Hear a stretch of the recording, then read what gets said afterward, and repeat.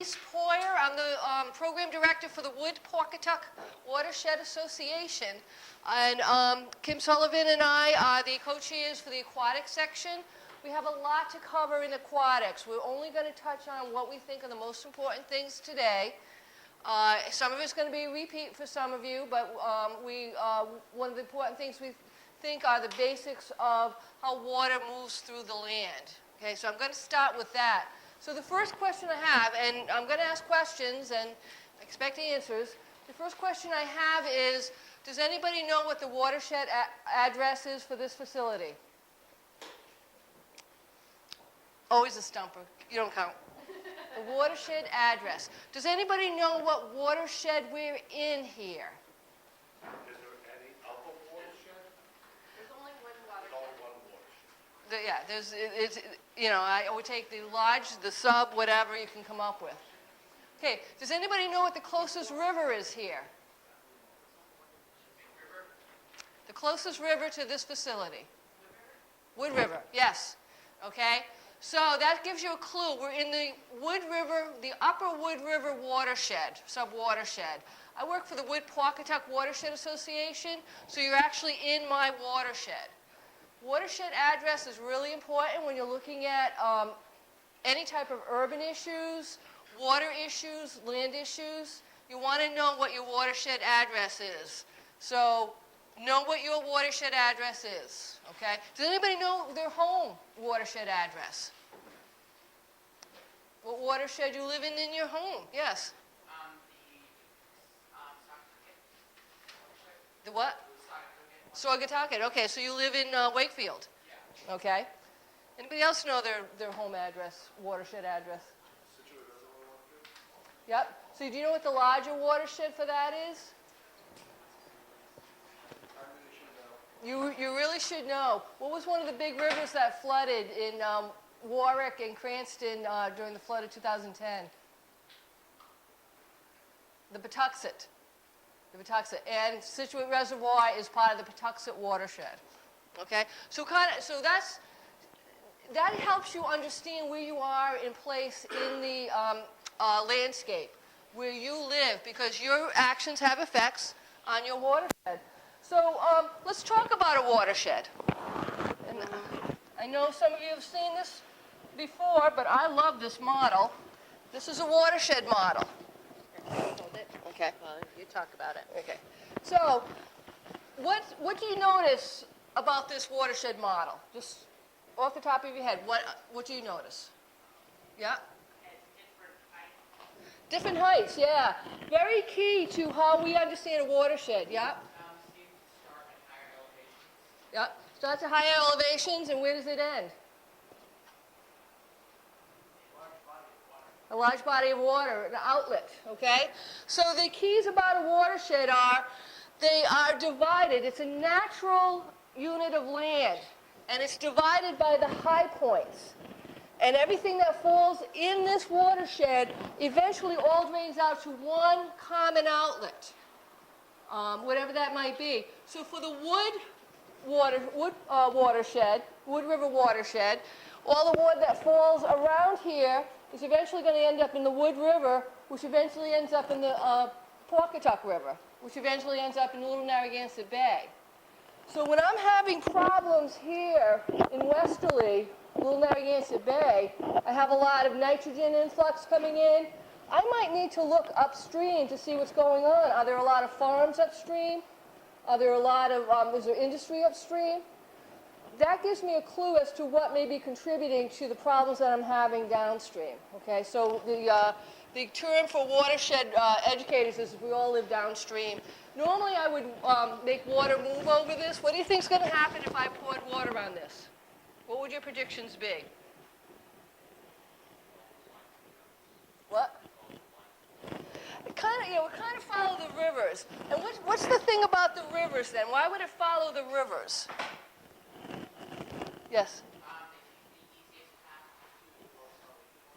Yeah, so these are paths that have been probably carved in over eons. What do you think is the most important influence, most recent important geological influence to these areas that form these rivers? By recent, we're talking geologic time, okay? So probably before you were born. What's going on outside right now? Yeah, yeah. Not that it's glaciating right now, but when all those bulldozed areas, we have these piles of snow, and they're really packed down. Can you stick a shovel in those things? No, because they're compacted down and they've turned to ice. So glaciers that turn to ice, from all the snow falling on it, and they move down over the landscape. And as they move down, they gouged out areas. They picked up boulders, they gouged out areas, they created bigger wetlands, they created deeper valleys. And it's the valleys, it's the deepness of the valleys that helps describe the rivers and streams. Okay, you can probably put it over there, I'll take it out. All right, so water moves over the land. Water also moves through the land. And let me see if I can not make a mess here. You're not cleaning up, right? It's okay. So this is, have you guys ever had this in class? Stream table? Yeah. So, yeah, big pile of soil in a plastic bucket. So I would describe this as a watershed, okay, an enclosed watershed. It's divided by high points around here, and it has one common outlet, which I'm going to free. So when water moves out of the sky, let me see if I can set this up so I'm not splashing on anybody. So I'm going to make it rain from the sky, and it's actually, let me clue you, it's going to be a deluge. When I make it rain, what are your predictions is going to happen to this model? It's going to move to the lowest point in elevation. It's going to move to the lowest point? Okay. Any other predictions? What's going to happen? Yeah? Erosion will happen, so it's going to have some transport of materials from higher to lower. Yep. Some will sink in and some will roll over. Some will sink in and some will roll over, okay? Do you know what we call that sinking in? Infiltration, okay? Infiltration. So let's do it. Cool. So that was kind of a flood of 2010 situation, but not quite. Not quite. There's one big difference. This water wasn't already saturated.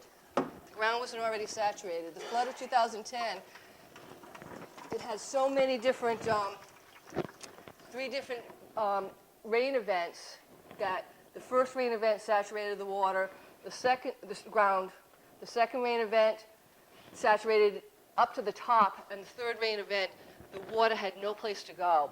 So when we talk about infiltration, can you see what's going on? Okay? The water's moving into the ground. All right? So any comments about your predictions? What happened? Well, obviously erosion is there. Yep. Pits and hollows that the water's made went down. Yep. And it infiltrated in, okay? And it did transport. We know that because this water's filthy. Okay? What could have prevented that transport of materials? Any other thoughts? What could we have done to prevent that transport of material? If we had plants with long roots to hold the soil together. Yeah, exactly, exactly. And what are some of the best plants with long roots to hold the soil together? Yep. Grass? Trees. Trees. Yeah, trees make a big influence as to preventing erosion, influencing groundwater. Trees are very, very important, and that's going to build into your urban forestry specialty topics, okay? So I'm going to now move on to another topic. Any comments about that, how water moves? Water moves over and through the land? Okay. I'm going to... All right. So this is my groundwater model. And as I set it up, can somebody tell me what groundwater is? Yeah. It's water that's trapped in subterranean or water that's seeped down to the earth. Yeah. So it's Subterranean. yeah, it's subterranean. So it's water that is down deep. Let me make sure I'm doing the right ones here.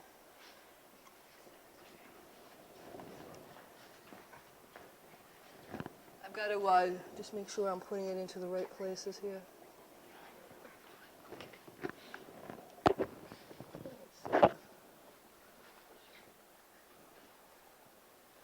So I'm going to use dyes. So what, can you notice something while this is being filled up? I noticed like this is.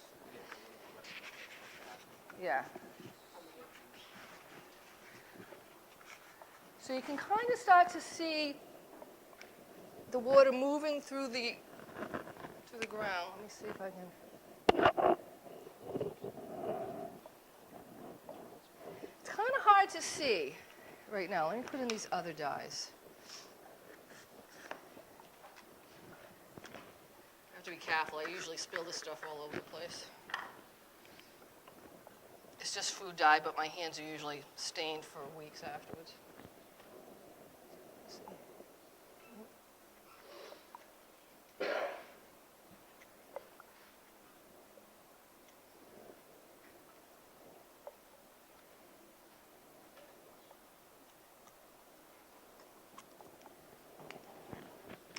So let me see.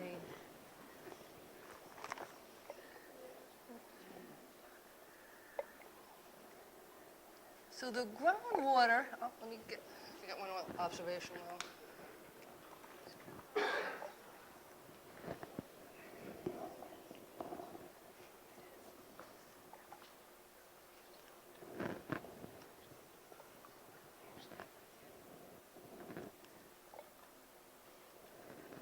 So these are, I put dye into the observation wells. If you just excuse me for a minute.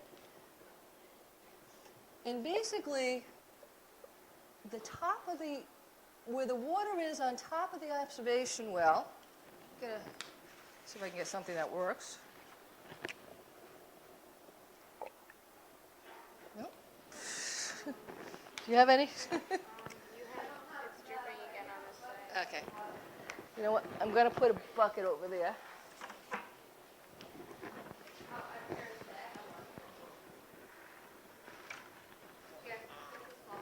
Okay, good. It's water. Okay. Here we go. So let me see if this works. Okay, so the tops of these observation wells shows where the groundwater is highest, and you can see that it's moving through the substrate. What do we call that top of the groundwater? What? Water table, yeah. That's what we call the top of the groundwater, is the water table. And so the water table is hard to observe unless we're actually digging down into the soil. Do we ever see the top of the water table?